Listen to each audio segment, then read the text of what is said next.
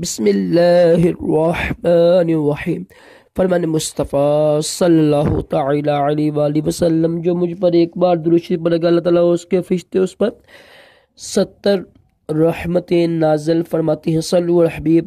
مٹی کے برتن میں کھانا پینا، سنت مبارک راشد عطاری، خواب کی حقیقت لے کر پیش خدمت ہے۔ آج ہم خواب ایک تعبیر سنیں گے۔ ویسے میری یہی نیت تھی کہ جو 10-11 علامات ہیں نا، یعنی ایسے خواب بار بار آنا جس سے آپ کو جنات یعنی یہ جن یعنی کالا جادو آپ کے اوپر ہوا ہو، چل کر بتاؤں گا میں آپ کو۔ اصل میں کچھ بزی تھا آج، تو ظاہر ہے کوئی طبیب بتانے میں نا مکمل پڑھنا پڑتا ہے، پوچھنا پڑتا ہے استاد محترم وغیرہ سے، بڑی تیاری کرنی پڑتی ہے نا، یہ نا غلطی ہو جائے، ظاہر ہے کئی بھی ذمہ داری ہوتی ہے، پر کیا الحمدللہ میں وہ بتاؤں گا انشاءاللہ آپ کو۔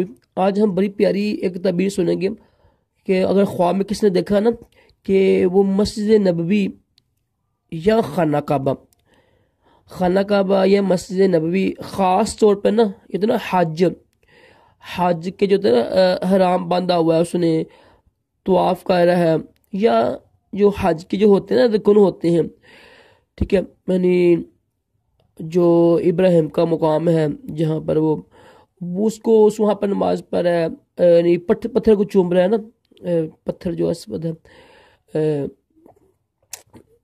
اچھا، اس کے علاوہ جو ہے نا مجھے نا اس کے علاوہ یہ سب دیکھیں نا، میں مطلب کہ ایسا خواب دیکھے جس میں نا حج ہے نا، حج کے افعال کر رہا ہو، حج ہے نا جتنے بھی اس کے رکن ہیں نا، واجبات سنتیں ہیں، فرض ہیں حج کے، وہ ادا کر رہا ہو، تو اس کی کیا تعبیر ہوتی ہے؟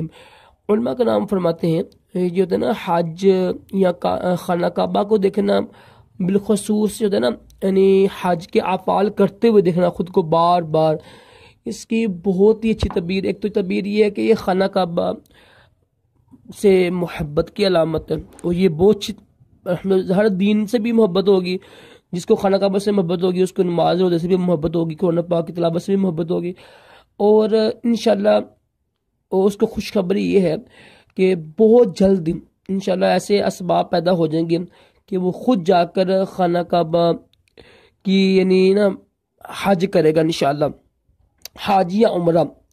ظاہر حج آج کل بہت مہنگا ہو گیا، لیکن انشاءاللہ وسائل پیدا ہو جائیں گے، اسباب پیدا ہو جائیں گے رب کی طرف سے نا، حج بھی کرے گا انشاءاللہ اور عمرہ بھی کرے گا۔ ماشاءاللہ کتنی اچھی تعبیر ہے، مبارک تعبیر ہے، اللہ کو شکر ادا کریں۔ اچھا خواب دیکھیں تو اللہ کا شکر ادا کرتے ہیں، حدیث پاک کے مطابق۔ صلو علی الحبیب صلی اللہ تعالی علیہ وسلم۔